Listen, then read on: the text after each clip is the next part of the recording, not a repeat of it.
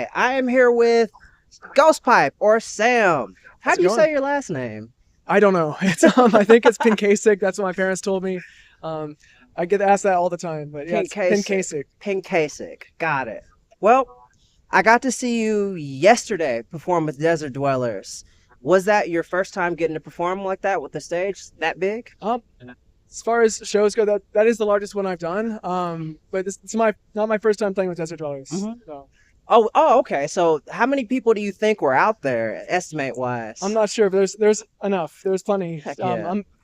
I'm happy though. Either way, just getting to play music with my friends is what makes me happy. So just Well, whether you or not there's 10 people or more, like that's all I care about. You did an amazing job. That's for one. I'm gonna have to cover that. I got to see you perform a little bit on your Instagram in studio, making the "As I Rise" song. Is Yeah, that the name of that one? as we rise. Yeah. "As We Hmm. Rise," and I can fully say that the live performance was even better than that. The stage presence that you had, I can say, is for sure phenomenal. Yeah, I So I appreciate appreciate that. you, sir, for bringing your energy That's out very nice here. of you to say. Mhm. Yeah. So where are you from to where you've been performing and being able to get this kind of experience out? So I'm originally from New Hampshire. So I'm from the East Coast. I grew up there making music, and my background's pretty interesting. I grew up in a very religious background. My parents had me in that, and I just grew up actually as a worship leader. So actually used to play a Huh. lot of music in front of people, just as like in religious settings, and then joined a Christian rock band even for a Mm. while, and toured for a while on the East Coast, and then kind of stopped being religious. But now I feel like I'm finding myself in these beautiful areas that there's even more spiritual connection Hmm. in beautiful ways, and just yeah. Now that I moved to the East Coast or the West Coast, yeah. Nice. That's a really interesting thing that you brought up. When I listened, I last night and the day before, I just kept binging and binging your stuff just to see to get a better idea of because, like I said, when I listen to "As I Rise," it's a lot different from the other stuff that I heard you playing on your YouTube. Tell me a little Oh, bit about the transition from a lot of more of your. Okay, well, first thing I'll ask, I saw that you're a solo artist. So are you playing all the instruments on the stuff that you've been recording? yeah, yeah. That's Wow. I somebody who just I don't know if the right way to say it is I'm very ADHD. So like I like trying Get that. everything, and I can't not try to do everything, which sometimes is maybe a con to the way I approach it. But I can't choose between folk music or rock music or electronica. So I kind of try to touch on them all, and Mhm. I go back and forth. I'm not staying with any one of them either. Nice. So, but folk and like rock music is my background really. Nice. Yeah. But I could definitely hear that, especially with a lot of the guitar and like the chords and just like a lot of those power chords. Something I wanted to ask because a lot of this stuff that I heard seemed to have had like a darker tone to it. What Yeah. has making music and doing this travel life? How does that affected your mental health over the years? Making music, actually, I would say music is the thing that has like helped my mental health more than anything. And that's something I've actually been on a podcast before and talked about dark music and how like sometimes more melancholic music for me has been very cathartic. Mm, And when I listen to other bands and other artists that make music that kind of like touches on the shadows, for me it's like this kind of like Jungian shadow approach where you mm, have to be able to like, acknowledge and take responsibility for the nice. darker parts, the darker aspects, in order to heal them. Mhm. So for me, like being able to talk about them and like be like, hey, this is a part of me. It's a part of you too. It's a part of all of us, and we all deal with it. Mhm. Ignoring it doesn't make it go away. So let's sing about it, Heck and yeah. we can connect on that. We all go through these dark experiences, and it kind of brings us together and helps us to integrate them in a way that we can find healthier out expressions for those. That's perfect. Yeah. That's a question I like to ask people is heck, because it's something I've been doing a lot more with sewing is just really diving into it. And as you know, anytime you're learning something new, it's constantly issues, constantly messing up. Yep. So I've been finding myself creating from a lot of hate because it's just like, Yeah. oh, I gotta fix this. So Yep. that's why I wanted to ask you, Yeah. has any of your music that you've made, has it ever been a time where you felt incredibly low and saying, I gotta sit down and just get this out, specifically in this song? Yeah. I mean, that's my favorite way to. What I always tell myself, at least, is that like if you want to be good at music, like you got to learn to love sucking at it. Like, Heck yeah. because like if you're only trying to focus on being good at something, like you're always gonna be like chasing something that you're never gonna accomplish. Mm. Because as you get better, you're always gonna want to be better than that. So it never ends. So like you have to be psyched about what you're doing right now, and just let your passion out. And connect Nice. with people, make music with people, because like that community crystallizes around music. Mm. So when we focus on music and we like bring our friends into it and make music together, like that's what heals us, and that's what helps. That's what it's all about to me. Like, just that's why I said earlier, just even playing to like 10 people that are really there and present and want to like sing with you. Like, I'd much prefer that than being on a stage in front of thousands of people. Nice. It's all about that like quality connection. So it's all community. Is that something that you're doing on the West Coast where you're living, or are you establishing any kind of music community or any kind of groups where you're living? Yeah, I mean that's kind of how I met Trevor and Sarkis as well. It's just through music community, technically, through like these desert gatherings and just these art communities where self-expression is like not just encouraged, but self-expression is the way that people carry themselves in that. There's just bold, extreme self-expression where people just can really feel safe being their true selves, including their shadows, in a way that they're accepted and they can, really open up and explore who they are. And that's a very healing space when people feel like they can really let their guard down and take off all their masks.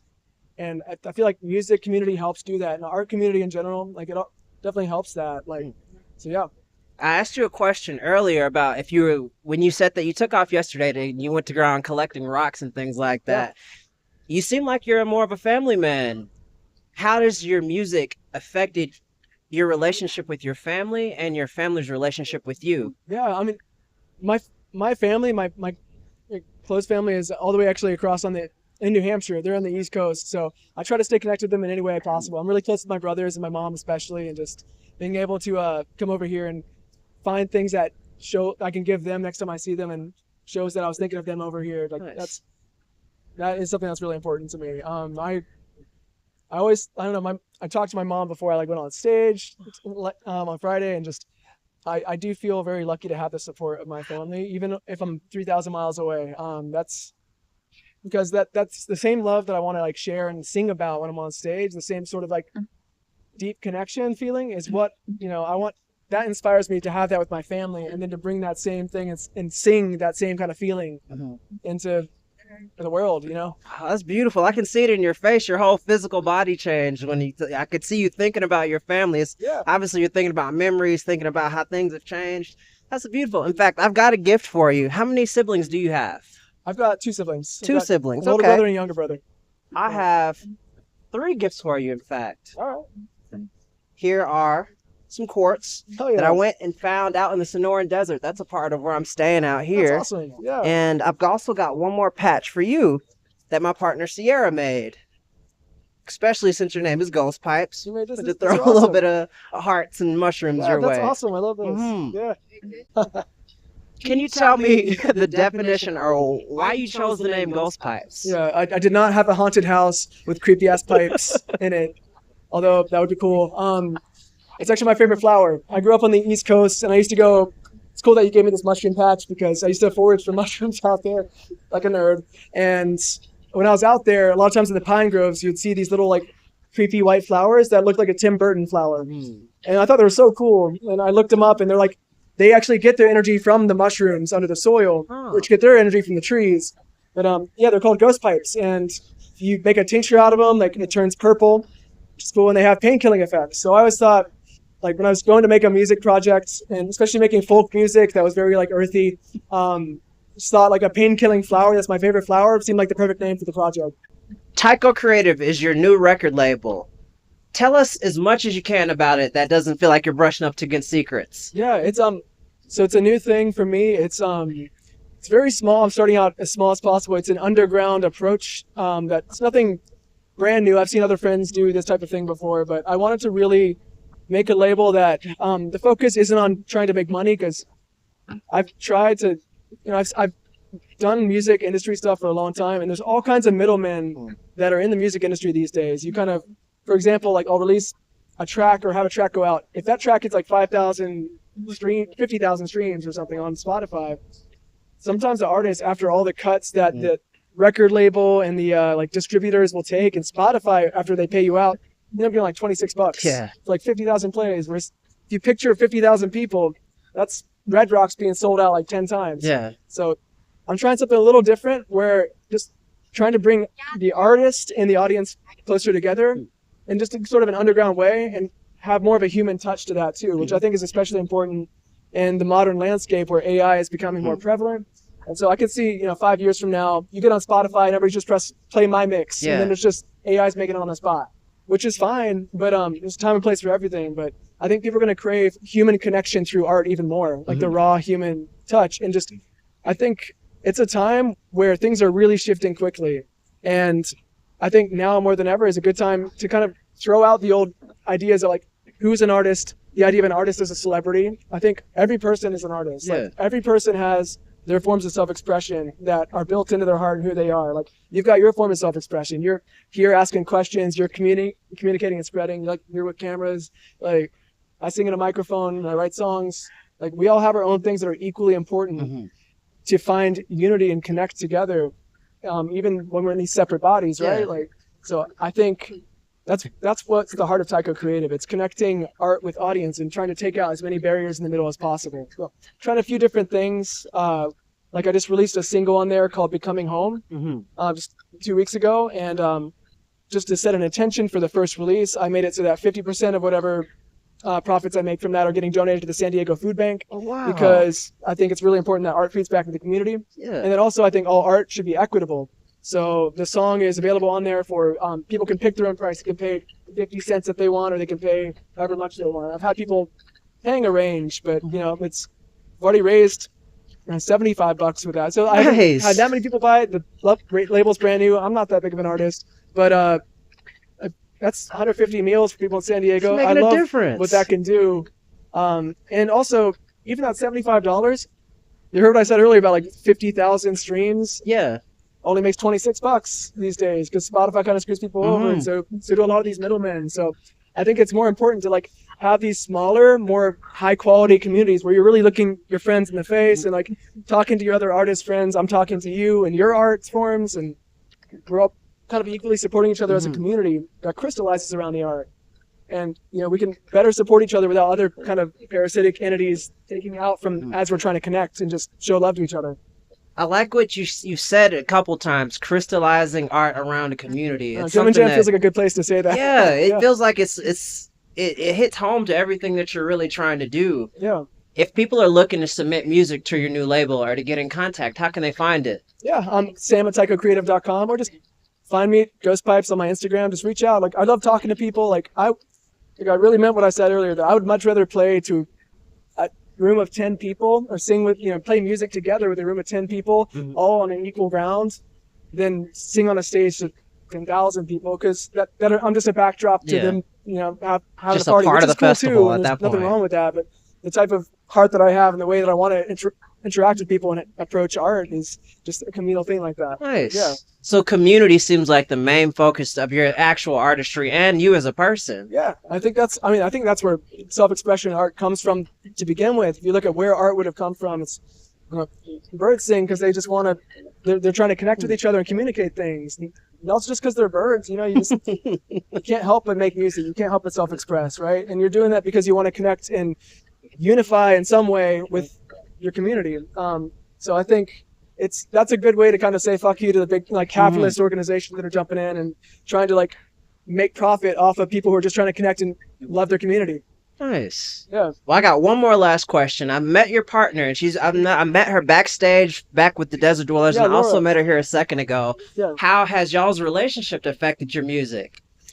That has, relationships are like such a good mirror, right? Like they teach you so much about yourself and just how to love people better. Like, getting to know Laura and loving Laura has taught me so much about myself, for better or for worse. And just that's definitely showed up in my music, because a lot of times when I'm trying to write my music, I'm writing it about my experiences with love and the lessons I'm learning and processing through, and how I'm trying to always better myself, and even showing up imperfect,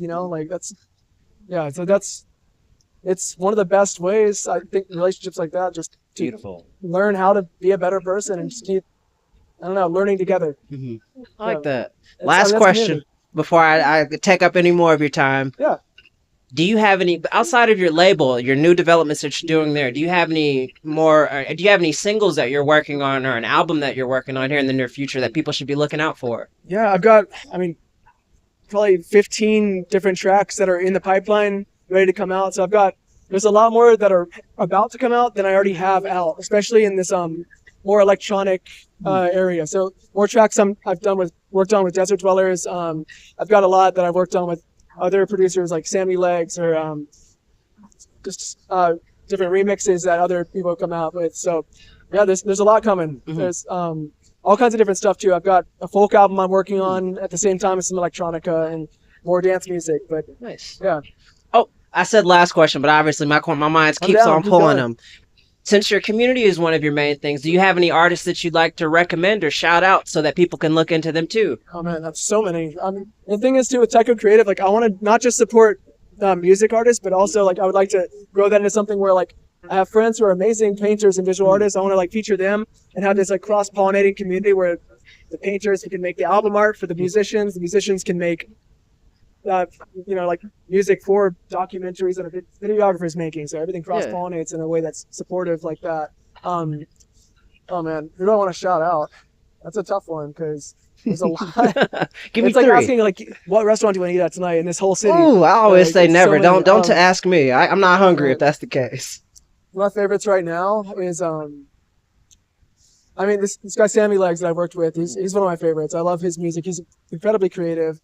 Who else? Man? Like I mean Trevor's solo stuff. Trevor of Desert Dwellers. Everybody knows Desert Dwellers, but Trevor's stuff his solo stuff is amazing, and he's about to put out some more solo stuff. I guess this counts as self-promotion because I'm on some of it, but like that's that song counts. that we sang the other night, Overview Effects, which is also very much the heart of Tycho Creative. Like that's a song of unity. But like his solo stuff that's gonna come out, it's gonna be. I'm really excited to hear it. Nice. Yeah.